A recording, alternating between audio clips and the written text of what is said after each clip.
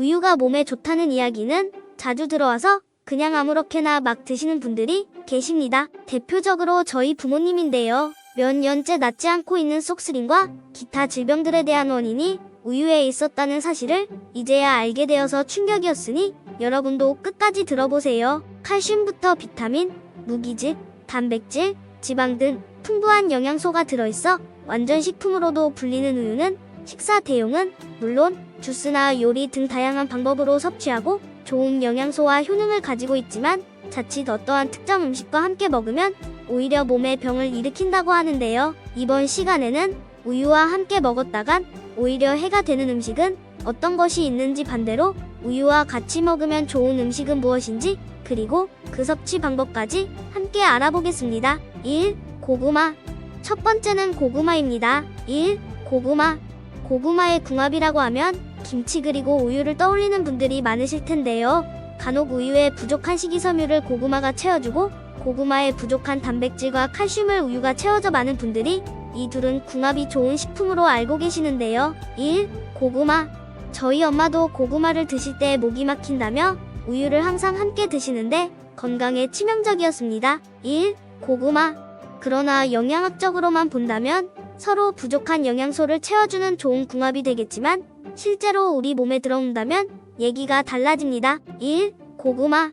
고구마에는 섬유질이 풍부한 만큼 위장에 머무는 시간도 길기 때문에 간혹 사람에 따라서 생목이 오르는 증상을 유발하게 되는데, 생목이란 먹은 지 얼마 안 되어 다시 입으로 올라오는, 즉 삭지 않은 음식물이나 시큼한 이액을 말합니다. 1. 고구마. 우유와 도구마를 같이 먹으면 생목이 오르는 증상을 더 유발할 뿐만 아니라 우유 속의 포화지방산이 위식도 괄약근을 이완시켜서 위산 역류를 더 심하게 유발하게 됩니다. 1. 고구마. 따라서 평소에 위가 안 좋으신 분들, 특히 역류성 식도염이 있거나 위산 역류가 있으신 분들은 고구마와 함께 우유를 드시는 것은 피하는 것이 좋습니다. 1. 고구마. 저희 아빠의 위가 낫지 않았던 이유가 아침마다 상쾌하다며 우유를 드셨기 때문이었으니 여러분도 반드시 조심하세요. 두 번째는 마입니다. 2. 마. 위염이나 위궤양 또는 속이 쓰리신 분들이 마를 먹으면 좋다고 해서 간혹 우유에 마를 갈아 마시는 경우가 많은데요. 2. 마. 그러나 우유와 마를 함께 먹으면 몸에 큰 문제를 일으킬 수 있는데, 마에 함유된 수산염이라는 성분이 우유의 칼슘과 만나면 뾰족한 모양 결정체인 수산칼슘으로 변해 몸 밖으로 잘 빠져나가지 못하고 체내에 그대로 쌓이게 됩니다. 2. 마. 이렇게 몸에 쌓인 수산칼슘은 각종 근육통을 나타내는 부작용을 일으킬 뿐만 아니라 신장의 결석으로 쌓여 신장 기능을 저하시키고 요로결석을 일으켜 극심한 통증을 유발하기도 합니다. 2. 마. 특히 우유 중에서도 고칼슘 저지방 우유처럼 기능성 우유들은 이러한 부작용들을 더욱 악화시킬 수 있다고 하는데요. 2. 마.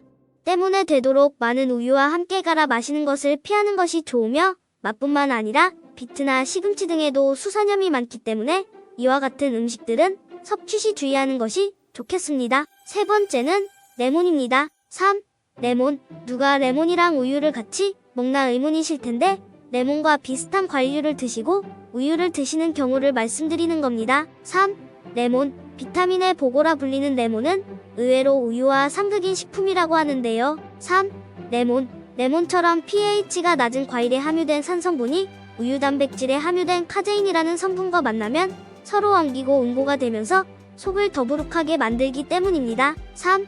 레몬. 우유의 카제인 성분은 위장의 위산과 만나도 응고가 되면서 몽글몽글해져 소화효소에 의해 분해되는 시간이 길어지는데, 이때 레몬처럼 pH가 낮은 과일들이 들어가면 카제인의 응고 작용 때문에 속이 더부룩한 증상이 더 심해진다고 합니다. 3. 레몬. 레몬뿐만 아니라 귤이나 오렌지, 자몽, 라임 등 시트러스 과일 모두가 이에 해당하며 자두나 딸기, 포도, 석류처럼 신맛이 나는 과일 역시 주의가 필요합니다. 네 번째는 설탕입니다. 4. 설탕.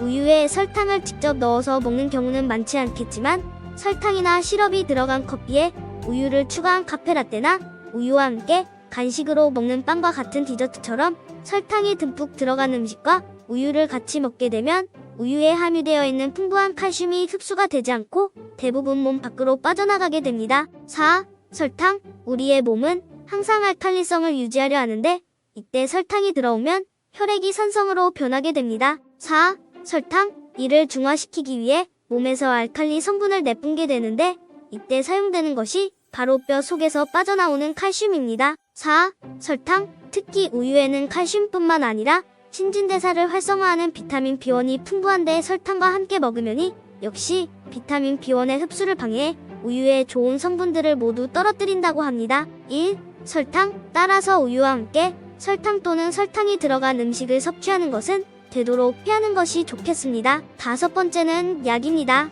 5. 약. 약을 우유와 함께 삼키는 경우를 말하는 게 아니라 약을 먹고 식전 식후 몇 시간 내에 우유를 드시는 것은 치명적이라는 이야기인데요. 5.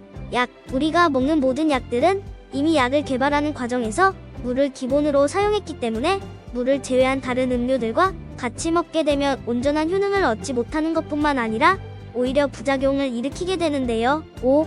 약. 특히 항생제의 경우 우유에 함유된 칼슘이나 철분이 약이 몸에 흡수되는 것을 방해하여 약효를 떨어뜨리고 위산을 중화하는 제산제 역시 약에 함유된 수산화알루미늄계 또는 수산화마그네슘 성분들이 우유의 칼슘과 반응해 혈중 칼슘 수치가 높아져 구토와 식욕부진 변비 졸음, 다뇨와 같은 증상이 나타나는 고칼슘 혈증이 발생할 수 있습니다. 5. 약. 또한 간혹 우유가 뼈에 좋다고 알려져 있어 골다공증약과 같이 먹는 경우가 있는데 역시 약의 흡수를 방해하기 때문에 같이 먹는 것은 피해야 합니다. 5. 약. 따라서 약은 반드시 물과 함께 섭취하시고 우유나 유제품을 드시고자 한다면 적어도 약 복용 후 2시간이 지난 후에 드시는 것이 좋습니다. 그렇다면 반대로 우유와 함께 먹을수록 좋은 음식은 무엇이 있을까요? 첫 번째는 강황입니다. 1. 강황. 생소하겠지만 어머니들은 잘 아실 거라고 생각합니다. 1. 강황. 강황의 노란빛을 내는 커큐민 성분은 지난 20년간 무려 7천여 편에 달하는 많은 논문과 연구를 통해 항염 항산화 항균 효과가 있다고 밝혀진 식품입니다. 1. 강황. 특히 미국 사우스캐롤라이나 대학 연구팀이 총 1943개의 연구를 분석한 결과 염증 유발 지수가 가장 낮으면서 항염증 효과가 큰 식품이 강황인 것으로 밝혀지기도 했는데요. 1. 강황. 하지만 강황은 물에 잘 녹지 않는 데다 입자가 커서 강황 자체로만 먹으면 체내의 흡수율이 불과 1%에도 미치지 못한다고 합니다. 1. 강황 때문에 지방과 함께 섭취하는 것을 추천하는데 지용성 성분을 지닌 강황은 지방이 적당히 함유된 우유와 함께 마시면 체내 흡수율을 높여줄 뿐만 아니라 강황의 매운맛을 덮어줘 부담 없이 드실 수 있습니다. 1. 강황. 제 나이대에서는 생소한 음식이지만 이럴 때 어머니의 노하우와 경험 지식으로 가족을 살리는데 도움을 주는 것 같습니다. 1. 강황. 섭취 방법은 우유 한 컵에 강황 한 스푼을 섞어 마셔도 좋으며 여기에 꿀을 한 스푼 첨가하여 마셔도 더욱 좋습니다. 두 번째는 마늘입니다. 천연 자양강장제라고도 불리는 마늘에는 알리신이라는 성분이 들어있어 면역을 높여줄 뿐만 아니라 노화의 주범인 활성산소를 제거하고 혈관 건강, 신경 안정 등 다양한 효능을 주는데요. 2.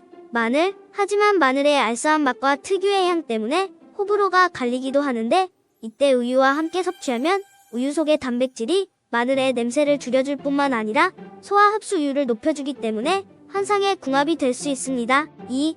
마늘. 섭취 방법은 벗긴 마늘을 기름 없이 프라이팬에 굽거나 채반에 담아 진 후에 우유와 함께 갈아 마시면 좋습니다. 마늘을 익히는 과정에서 암을 억제하는 S알리시스테인이라는 성분이 만들어져 항암 효과가 증가하기 때문에 생마늘보다 더 높은 효능을 얻을 수 있는데요. 2. 마늘. 하지만 전자레인지에 넣어 익히게 되면 마늘의 좋은 성분들이 파괴되기 때문에 피하는 것이 좋습니다. 2. 마늘. 이렇게 완성된 마늘 우유를 매일 아침마다 마셔주면 마늘의 강력한 항산화와 면역력을 얻는 동시에 피로 회복에도 큰 도움이 됩니다. 세 번째는 옥수수입니다. 3.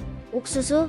옥수수에는 페룰산과 안토시아닌, 루테인, 제아잔틴 등 다양한 항산화 물질이 들어있는데 특히 옥수수의 신운에는 몸에 좋은 불포화 지방산이 많고 토코페롤이라는 비타민 E가 풍부해 피부가 노화되는 것을 억제하는 효과가 있습니다. 3. 옥수수.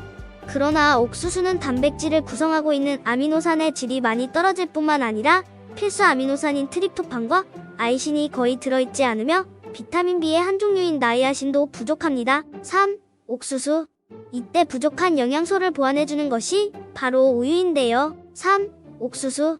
우유에는 사람이 매일 먹어야 건강을 유지할 수 있는 필수 아미노산이 무려 8가지나 들어있어 옥수수의 부족한 영양소를 채워주는 우유와 최고의 궁합이 될 수 있습니다.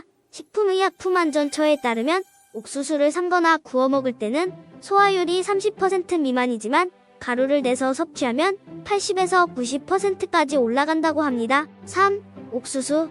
따라서 우유에 옥수수 가루를 섞어 마시면 건강을 증진시키는 필수 영양소들의 흡수율을 크게 높일 수 있습니다. 우유와 먹으면 좋은 음식과 안 좋은 음식을 알아봤는데요.